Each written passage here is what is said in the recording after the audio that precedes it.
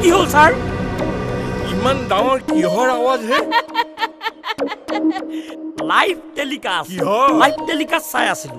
অসমত এলানি বম ব্লাষ্টৰ লাইভ টেলিকাষ্ট। আকৌ ইমান ডাঙৰকৈ চিঞৰানে? নিচিঞৰিব। এই মৃত্যু বোলা বস্তুটো অলপ বস্তু নে ছাৰ? এই মৃত্যুক লৈ অলপ খেল বুলি ভাবিছে নেকি? শাসক গোষ্ঠীৰ চিঞৰ বাখৰ, বিৰোধী পক্ষৰ চিঞৰ বাখৰ, আকৌ পিছফালে জুই দিয়া ৰকেটৰ দৰে এম্বুলেঞ্চবিলাকৰ অহা যোৱা, পুলিচ মিলিটেৰীৰ অহা যোৱা, মুঠতে ছাৰ সাংঘাতিক চিঞৰ বাখৰ।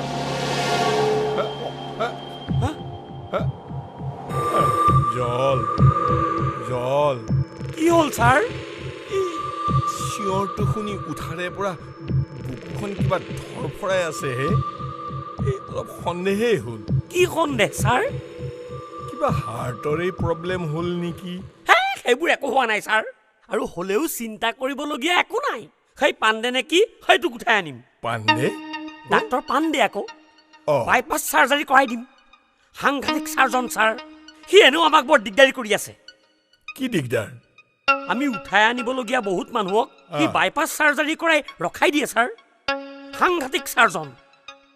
ৰানু বুজিলো হে। বুজা নাই ছাৰ। সেই ডাক্তৰ পাণ্ডে আৰু তাৰ লগৰ কেইটামান ডাক্তৰ মিলি আমি উঠাই আনিবলগীয়া বহুত মানুহক সেই বাইপাছ চাৰ্জাৰী কৰি ইমানকণমান মেচিন এটা তাত লগাই দিয়ে।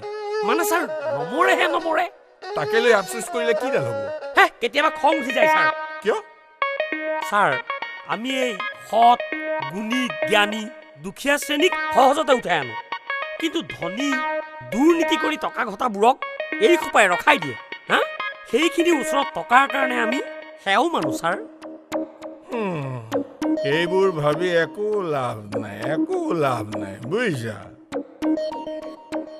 তোমাক এটা মই বেলেগ এটা কথা ক'বলৈ মন গৈছে হে।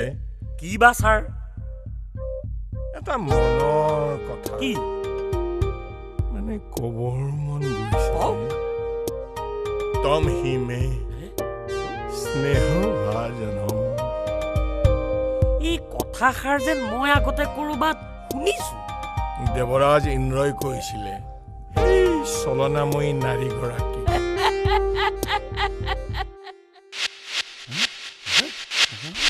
দেৱদা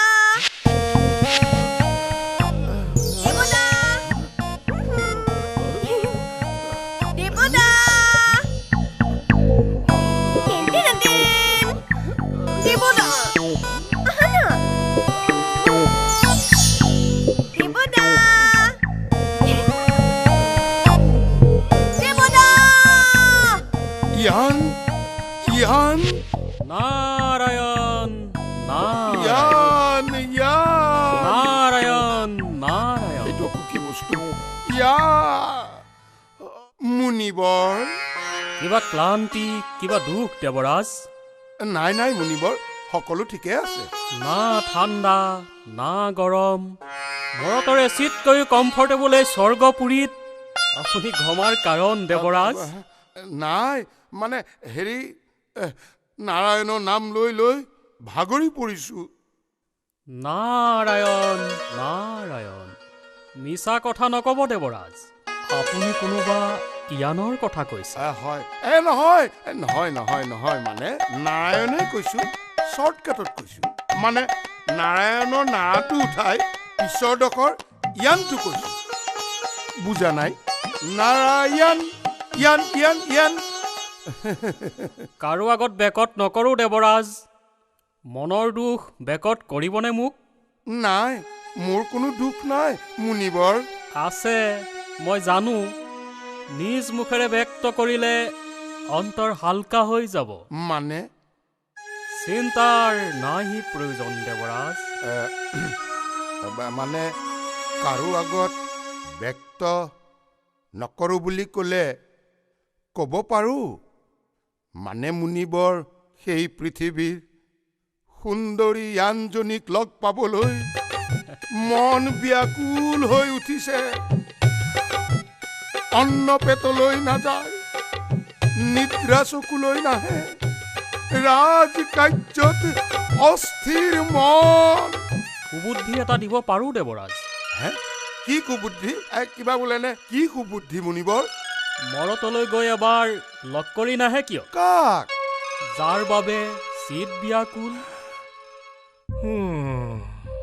অৰা চিত্ৰ প্ৰভু মোৰ মন গৈছেহে ই সেই নৰমনীশ্বৰ সুন্দৰীক মই কম তম হিমে স্নেহ ভাজনম মই তোমাক ভাল পাওঁ আই লাভ ইউ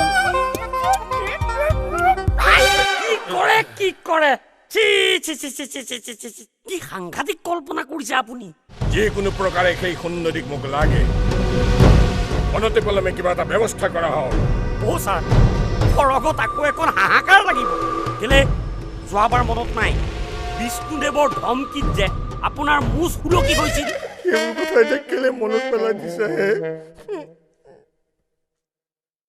অৰা চিত্ৰ মই সেইবোৰ একো নাজানো সেই সুন্দৰীক ইয়ালৈ লৈ আহা কিয় কি চিন্তা কৰিছা অ' প্ৰভু তাৰ এটা ব্যৱস্থা কৰিব লাগিব এই মৰতত VIP বিলাকে ফাৰ্ম হাউচত গৈ এনেকুৱাবিলাক এনজয় কৰে তাৰ মানে মই এতিয়া মৰতলৈ যাব লাগিব নেলাগে ছাৰ আপুনি নৰকলৈ যাওক কেলে নৰকত আমাৰ আইবি আছে নহয় নৰকত আহিবি অ' প্ৰভু মই তাইক লৈ নৰকৰ আইবি পোৱামগৈ আপুনি নৰকৰ আইবিতেই সুন্দৰীক ক'ব পাৰিব তম হিমে স্নেহ ভাজনম